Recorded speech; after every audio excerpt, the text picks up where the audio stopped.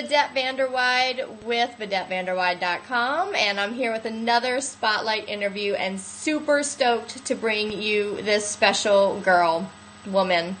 Diana Dorell is a friend of mine who is a new friend that I met a couple of months ago now at an event, and we became instant friends. We sat next to each other. You kind of know that kind of story when you just sit with someone and you just build that relationship. So we've become fast friends. Diana, thank you for being here. I'm so excited to be introducing you to our viewers. Thanks for being here. Thank you so much for having me. It's a pleasure to be here, and you know, my feeling is the same. When I first met you, it was just like instant connection. Yeah. I knew that I had to know you, and so here we go. Here we go. So you have DianaDorell.com. So tell us a little bit first about what it is you do, and then I'm going to take you back to how that journey from where you were to how you got here, because that's the stuff that I love to talk about. So tell us a little bit about DianaDorell.com. So I help women entrepreneurs to really trust and develop their intuition, and primarily in two areas: love and relationships and business. And as we know, it's all tied in. The way we are in one area is the way we are in others. So yeah. I am an intuitive. I'm also a coach and a speaker, and I love working with women to just help them come back into balance within themselves. Love it. So I'm going to take notes as you say stuff so I know to go back to it. So tell me how you got to this point. Tell us a little bit about your background and kind of stepping into this business and this gift that you have. Absolutely. So from a young age, I always knew that I had psychic abilities. I come from a long line of healers and psychics from South America. And my grandmother actually is kind of the inspiration for all of this. She was a medicine woman in Colombia. She used to work with herbs, and she would see visions, and they would happen. And I remember just blocking them out, you know, as a young girl, not wanting to deal with it, wanting to fit in. Right. And so I kind of went the traditional route of you go to college, you get a job. And so my first job was as a high school English teacher. Wow. And I was teaching in San Jose, and even there, I would get messages about my students, about the direction of the school, and I always had this inner entrepreneur that was not satisfied with the way things were. But if you know anything about the public school system, there's not a whole lot of leeway. So I found myself feeling a little trapped, and also feeling trapped with my students. Like, how could I help them go beyond? Yeah. And so lasted there for 2 years and decided I want to go back to my first passion, which is dance and acting. So I got an agent and moved to San Francisco and started doing TV and commercial work. And no way! I didn't know that. Yeah, and so I did the starving artist, hippie actor thing. Love in San Francisco. That's totally what you're supposed to do. In Haight-Ashbury, land of the hippies. Oh, you're supposed to do that there. That's exactly what you're supposed to do. Yeah, and you know, during that time, I always like to share. It was like the best of times and the worst of times. It was the best of times in that I was living my life exactly how I wanted to be. I was kind of stepping into my own thing, so I was making my own money, you know, calling a shot, so to speak. But inside, I felt so empty. And I had a raging eating disorder, just a battle with my body, so I suffered from anorexia for many years. And Where do you think, real quick, where do you think that, you say you were happy and you were living a great life, but where do you think that emptiness was coming from? I think I was seeking validation from the outside world, and specifically from the entertainment industry, where there's a ton of pressure to look a certain way and define yourself. And I didn't really fit into a nice, neat little box. Even agents, they couldn't figure out how to really market me. They're like, are you Latina? Are you Mediterranean? Can we change your name? I don't get it. Oh, God, that's the worst thing you need to hear. Nobody knows what to do with me. Like, could you lose some weight? I'm like, I'm Colombian and Venezuelan. Like, this butt is not going anywhere. I'm sorry. Oh my God, that's your best asset. I swear, as a Colombian, I mean, South America, you got to have a big booty. You do. So my self-esteem was really low. Money was coming in. Relationships were chaotic. But the night that it all changed, and when I started opening into my intuitive gifts, was, I call it a cab night. I was dating a guy, and it was just a roller coaster relationship. And I needed to get a cab in San Francisco to go see him in San Diego, and I couldn't find one. And I remember my friend Zach told me, you can call on Archangel Michael, and he will help you to figure shit out. And I didn't believe in angels. I didn't believe in spirit at that point, but I was desperate. So I looked up into the sky and I said, I don't believe in you, but if you do exist, I need a cab like right now or I'm going to miss my flight. And this cab pulls up in the rain. I got chills all over my body, and it was this sweet African-American man, looked like kind of a grandfather energy. And this guy in a 3-piece business suit, Vidette, just steals my cab. Like, right, like 2 seconds before I was going to get in. I was like, are you kidding me? Is this like a reverse joke? Yeah. Yeah, and so the cab driver kicks the guy out. He says, you saw me first. Come in, little lady. And we got to the airport on time, and here's where everything changed. He said, I told you I would get you to the airport on time. You're in Michael's cab. Oh, ooh, that just gave me the chills. And I was like, what? I didn't see a word. That's like a lightning bolt moment right there, man. If you didn't catch that, then you're closed down. And he just smiled and winked at me. And I remember sitting in the airplane thinking, okay, there's something to this. Mm-hmm. And I changed my life. I ended that relationship soon after I went to go visit the guy.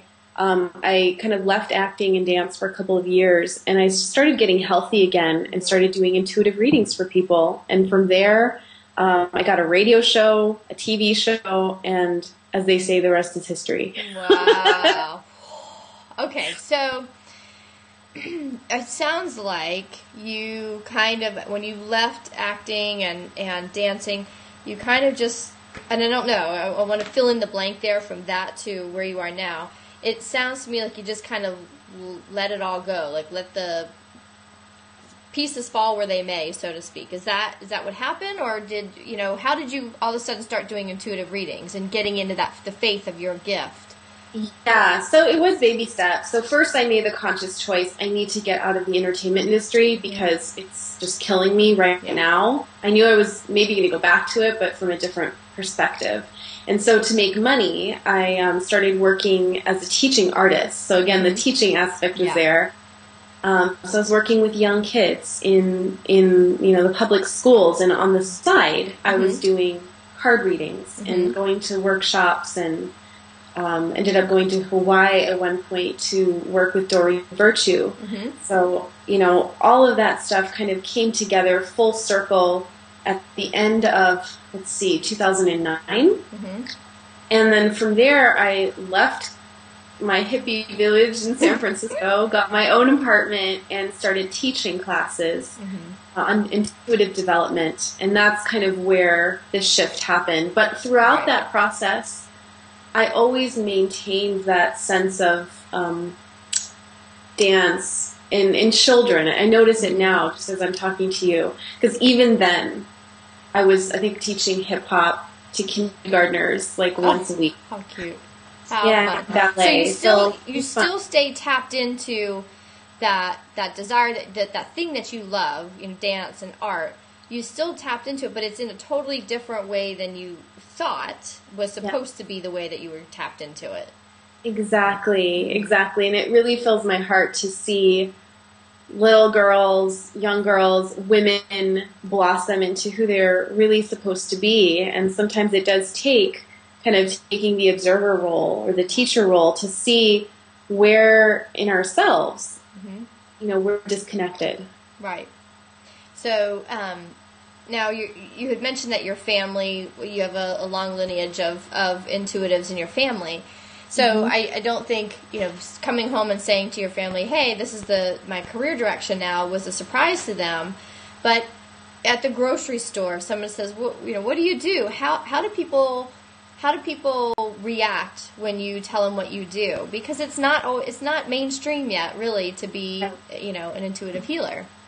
Yeah, no, that's a great question. And I think, it depends on the environment I'm in. Mm-hmm. Obviously, if I'm at a corporate cocktail party, I'm not going to go around saying I talk to angels and dead people. Would you like my card? I've done that. And I think it'd be great. They're like, have you had too many shots? Oh my gosh. What I'll say in that instance, which is not a lie, is just kind of the benefits of my work. So I really help women to trust themselves in relationships. And they assume I'm some kind of a counselor or psychologist. And usually they want to know more. And at that point, you gauge. But I'm very comfortable now saying, I'm a relationship intuitive. I'm a relationship psychic who helps entrepreneurs mainly to get to the next level by trusting their intuition. And the right people are going to get it. The people I'm not supposed to serve are not, and that's fine. Perfect point. Not everyone's going to understand what it is you do for any of us. So, there's going to be people who be like, what? And or there might be people who say, I don't believe in that, and it's up to us as, to stand firm in who we are and just say, yeah, sorry, you don't understand, that's cool. But the next person who does understand it, that's cool too. So not everyone's going to get what it is we do. So when I'm a big fan of intuition and work to develop my own intuition and get more comfortable with it. How do you help women or people in relationships? How do you help them dive into their intuition and really trust it and understand it? I mean, I'm not saying go through your whole program, but talk a little bit about that, because I think that's the one thing that's so missing in our world is we each have an intuitive gift, but we negate it over what else can I be doing, and it's the freak out mode and not the intuitive decisions. Yes, that's a great question. So it all starts with distinguishing between what's a real message and what is a fear-based kind of wishful thinking energy. And the easiest way to do that is to identify where it lives in your body. So an easy exercise I can share with everyone is the truth or the lie. And I do this with my clients. So Vidette, can you be my guinea pig? Okay, yes, I would love it. It's easier if I just do it. Have somebody do it and then explain it. So if you think about just a statement that is true, and it could be something simple like, my name is Vidette. Yes. Mm-hmm. Just say that a couple times and notice where you feel it in your body. My name is Vidette. I feel it right kind of in my heart center. Right near that chakra. It's rooted there. Does it feel open? What is it? The sensation? Yeah, it feels open. It feels free. There's nothing weighing it down. It's just there. Okay, perfect. And so then tell us a lie. Give me something silly. I'm a millionaire. Keep saying that. I'm a millionaire. There I feel heaviness. Where? Right in my, I'm showing you, but you can't see it. In that same space, really. In that same space, but almost through, my whole center here, from my pelvis on up. Okay, perfect. So then that is your intuitive signal. So when you are lying to yourself, you will feel that sensation of heaviness in exactly those areas. Mm-hmm. And also when you're telling yourself a truth or you're hearing a message and you're wondering, is this the right decision? And it feels light and you feel open in that heart space like you just shared with us, then it is your intuition. It really is as simple as that. That's the first place I would just invite everybody to start is how do you talk to yourself? Right. Because we've been programmed, especially as women, to make nice and to lie to ourselves and others or half tell the truth. Right. And halfway isn't going to cut it. I mean, if you're going to live a fully expressed intuitive life, you are going to get lighting up happen in some way, shape, or form in your body. So that's a good place to start. And then also just noticing throughout your day-to-day things like the songs that are playing on the radio. Do you tend to have the same song playing? What are the lyrics? What is the message? Are your eyes drawn to a certain billboard when you're driving on the highway? What does it say? What do you feel when you see it? I think something I want to point out I'm just writing a note. I am reading, hang on, let me grab it. This book, I don't know if you've read it, but it's called Anatomy of Spirit by... I love Carolyn Meese. And there's a piece in there on the third chakra, and it was talking about intuition versus, and it was saying like a lot of, well, she didn't say it this way, but this is what I was thinking. I think a lot of people think intuitive means like, oh, she's a fortune teller. She can tell me my future. Whereas intuitive, and intuitive or our intuition is really what's happening with the energy of that moment. And what I love is at every moment we are getting messages from our higher self, from, God, universe, whatever you want to call it. And it's coming in the messages on the billboards or in the songs, So, like, I think that's such a pivotal point what you just made, and I want to echo it, or and build a foundation around it, because I think that's where we get off guard, like, oh, that's a coincidence, that's funny, haha, and then be like, so what's the answer? What's my decision? Well, the universe is sending you intuitive messages, but those messages come through people, through the newspaper, through that like random commercial on TV, whatever it is. And when we're open in that moment, our intuition will say, I think that might be an answer or a message. Absolutely. So, yeah. And one of my mentors, Colette Barron-Reed, she shared with all of us that there's these things called cledons. And in the ancient days, you would ask a question and you would go to the marketplace and you would just wait. You would listen to the conversations in the marketplace, and when your senses are all heightened, you would usually get a response. Wow. And it works now too. Just a simple example, if you live in like New York or somewhere where there's a public transit, sitting on the subway and asking that question to yourself and just staying open. And you may surprise yourself by how fast an insight or a confirmation of what you already know comes, like you said, through a conversation people are having, the announcement that the guy makes over the loudspeaker. I mean, who knows? Right. But, on the flip side, I think it can be dangerous to always be looking, to the outside world for that confirmation of what you know too. So there's like a fine balance. Ooh, talk about that balance. Yeah. So sometimes, I'll get a client that's like, I have these intense dreams about my ex. Like, does that mean I should contact him? Does that mean we had past lives? And they just get all wrapped up into a story that isn't really confirmed. And sometimes a dream is just a dream. Sometimes we see a book, and it's just a book.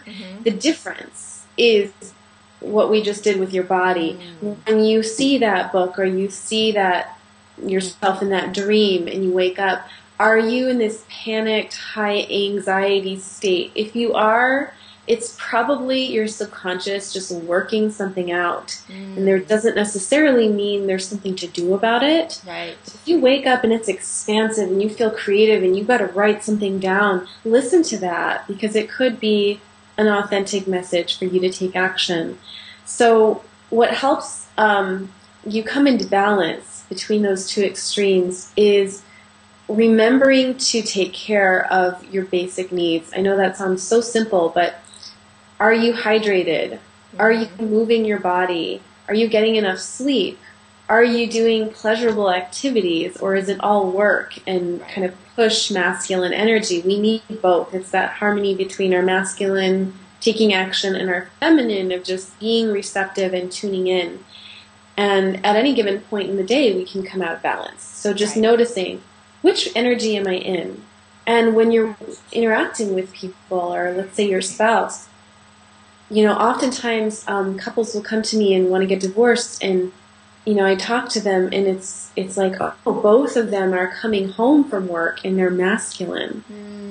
And so the man is not attracted to that, right? Right. So they start competing and they start going like neutral in the bedroom. You know, Right, just give right. an example, and it's like, oh, what if you slipped into your feminine and went for a walk before you came home? Or you changed your clothes, or you know, even brushing your hair. It doesn't have to be something crazy. And it's the same with our intuition. That's a great practice. And right before you said that, I was going to say, you know, share with us how to move from one energy to the other. And you answered it. And I think, I always say, well, I don't want to manifest it, but I find myself saying a lot that I make things so damn hard. You know, I overthink things like, oh, I'm in my masculine energy. How do I go to my feminine energy? Oh my God, I don't know. And I freak out, and I'm like, I'm just going to stay masculine in that energy. You know, and you're right. It's so easy to just take some deep breaths and go take a bath. Or like you said, go for a walk, brush your hair, you know, get in sexy pajamas or whatever. You know, it doesn't take much to switch and to balance those two energies, which then create an easier flow in life when we're not so far to the left and so far to the right. So how do you balance, you know, working with people and working with clients? You're right in the middle of all kinds of different energies, chaotic energies, lower energies. I would imagine if there's a relationship issue, how do you keep yourself balanced? What is it that you do? During a session, actually before a session, I will take some time to ground. Mm-hmm. So for me, that looks like clearing my chakras. You know, for people that don't know about chakras, you can do that by taking a shower. Mm-hmm. It actually just cleans up your energy, or going for a walk. And then I really do believe in kind of setting a space. So for me, I use energy. I use like colors. Even the colors I'm wearing today, there's no accident. I mean, pink helps me feel centered in my, you know, heart. Mm-hmm. So depending on what the client's coming to me for, I will kind of create like an imaginary bubble around myself with that color. So I'm observing them, I'm holding space for them, but I'm not going and getting in there with them. Mm-hmm. That just doesn't help anybody. But when I'm not working, you know, and I need to kind of balance my energy from people trying to get my attention over email or Facebook, what really helps is just using different yogic breaths. Mm-hmm. And it's so simple, but if we breathe through our nose and exhale through our nose, immediately that will quiet the mind. I'm usually like, and that's what we're taught, right? But it's like, that is what we're taught. So in the nose, out the nose, huh? Yeah, and it's a pranayamic breath that's just, it helps to bring oxygen to the brain, but also to get you into that subtle, intuitive energy. I love that. So, gosh, I love practical stuff, and you've shared a bunch of practical stuff that we can use to really center ourselves and get into our intuitiveness. Where do you see yourself going in this journey? What is your vision for what it is you're doing? Well, my mission is to help young girls and women just feel like goddesses, mm-hmm. and to trust their intuition and just be their brightest self. Mm-hmm. That is what hangs, you know, in my office. But in terms of the practical, where do I want to go? I really want to be, you know, teaching what I've learned, passing on the knowledge through, you know, training other people mm-hmm. to do this work, and you know, to speak to larger audiences. I'm in the process of getting my first book out. That's going to be on dating and intuition. So Excellent. That will help me spread my message. But I know there's so many of us out there that you know that you're intuitive. You just maybe need some help on how to tune into it on an ongoing basis and what to do when you fall out of it. Mm-hmm. And that can spread in your household, in your relationships, in your business, and certainly affect your finances. It's all connected. So right. I want to create a world where every woman can stand in her intuition without question and really live from that place. Right. And I think, too, what came to my mind was judgment. And, you know, and when you stand in your intuition, you make decisions that that others who aren't in touch with their intuitive side might think are risky or maybe a little too outrageous. But when we're in our intuitive natures and we're listening to that, we can make decisions with the full faith that we're on the right path because intuitively we pick that up. Where to others it might be, getting judgment from others about our decisions, and that's hard. That's I know I've made decisions where people are like, well, what about this and what about that, and and it's hard to just stand in that and say, no, I know this is right, and not be like, well, maybe she is right. So what do you say about that, or what do you say to people who are starting to tap into their intuition, but yet others are judging, and how do you keep moving forward? That's a great question. So the first thing I would say is be discerning about who you share your dreams with. Okay? Because, intuition 101, there's certain people, and you know who they are. It could be family members, children, who knows, that are going to squash your dreams. Mm-hmm. And if you're still in that beginning phase where you're just getting your confidence around your intuition, just guard it. It's like a little baby. One thing I like to do is to keep a little journal or notebook, and I recommend this for my students too. Anytime you have an intuitive hit, date it, write down what it was, and 9 times out of 10 it'll happen. Mm-hmm. Maybe not that day, but soon. You can check it off and start actually tracking it. Oh my gosh, I'm not crazy after all. That is great. I love tracking your hits. Yeah, absolutely. But, I think also keeping in mind that the skeptics and the people that doubt, it's really, it's coming from a place of fear. Mm-hmm. They may be not fully authentic in their own lives, and so they're scared for you. Mm-hmm. And just know that also can come from a place of love in a weird way. So having compassion for them and just taking it in objectively, and then making your own decision. Because at the end of the day, you're the CEO of your life. Right. You get to choose. I love that. And I think, too, it also comes in that it's, that other people's reactions are made out of fear for you, but I also think for themselves. What I found is when you decide to step out and really be bold in your life, other people may look at that and, might put a front on like they're judging or protecting you, when in fact they're fearful for their own life of staying the same and not living as boldly. And that's just as scary for them, too. So the idea of compassion is a great suggestion there, as far as being compassionate to the people who are judging you. Yes, and it's also an opportunity. The more that we live our lives in alignment with our spirit and with our intuition, that's an opportunity for other people to do the same, if they choose to. That's the key. If they choose to. They may not come along for the ride with you. Relationships, friendships may change. Business partnerships may change or fall away. But new people will come in, or, the old people will figure it out and come meet you later. And it really is that remembrance that we are on our own journey. Right. My husband has to remind me of that all the time, because I'll have, maybe a friend or somebody just unhappy with a job or something, and I'm like, why don't they just quit? I can teach them how to do it. And he's like, everybody has their own journey, and I know that so well, but it's just, I'm so passionate about people living their fullest life that I get frustrated. I'm like, just make the decision, live a big life. But my husband is always the one that's like, everyone's got their own path. You have yours. I know, but everybody needs to be on my path. So, which is not the case at all. But it's just, that's my ego coming in and judging. And so none of us are perfect. And I'm certainly not saying I have gotten much better with tapping into my own intuitive side, but I still have things to work on.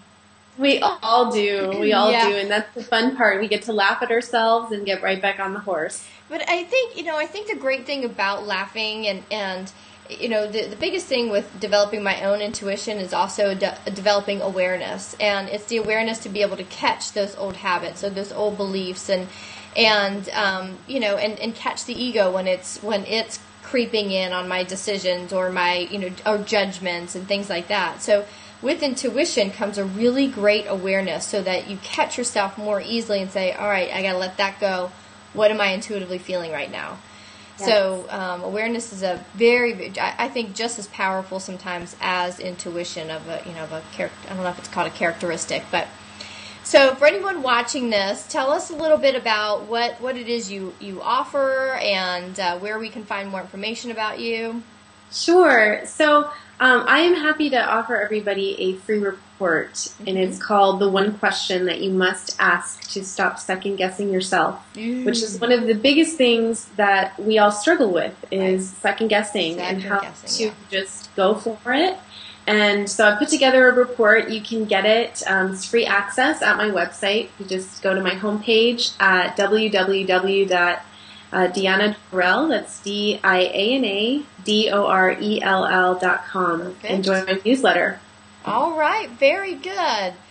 Well, Diana, I want to thank you so much for being here on the Spotlight interview. This has been a real treat. It's been fun, and you have shared some really great practical stuff that people can start to implement today and really start to kind of align themselves and in tune themselves with their intuition. So thank you for being here. I really appreciate it. Oh, my pleasure. Thank you so much for having me, and for everybody watching. You can do it. Yeah. I know it's scary, and there's so many factors out there telling you that you can't do it, but you can, and Vidette and I have your back. So we've got your back. Love. I love it. Well, thank you everyone for joining us here on the Spotlight interview series. If you know someone with an amazing story, an amazing message, please go to VidetteVanderweide.com/interviews and let us know who that person is, and we will get them on a Spotlight interview. So thanks for being here. We'll see you on the next Spotlight interview. Have fun.